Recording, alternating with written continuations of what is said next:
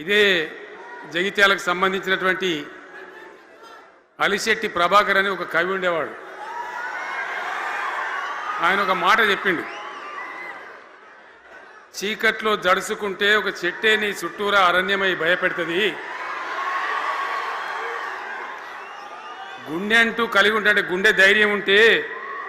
నీ వెంట అదే పెద్ద సైన్యమై నిలుస్తుంది అని చెప్పిండు ఆయన. ఇలా నా కళ్ళ ముందు ఉన్నటువంటి మీరు, మీతో రెండింతలు బయట రోడ్ల మీద ఉన్నటువంటి అశేషమైనటువంటి జీవన్ రెడ్డి గారి అభిమానులు, మీ అందరి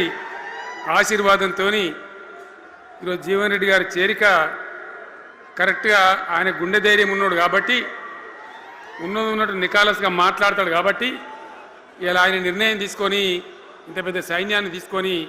తెలంగాణ రాష్ట్ర భవిష్యత్ ప్రయోజనాల కోసం ఆయన బీఆర్ఎస్లో చేరిన విషయం మీ అందరికీ తెలుసు. ఆయన వెంట మీరందరూ వచ్చి ఎవరైతే అందరూ ఈరోజు చేరినరో, ఇంకా రాని వాళ్ళు కూడా ఉన్నారో గ్రామాలలో పట్టణంలో, మీ అందరికీ ముఖ్యంగా జీవనన్న గారికి, ఆయన వెంట వచ్చినటువంటి ప్రతి పౌరుడికి, ప్రతి అన్నకు, ప్రతి తమ్ముడికి, ప్రతి చెల్లెకి కూడా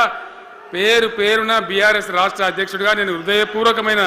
స్వాగతం సుస్వాగతం తెలియజేస్తా ఉన్నాను.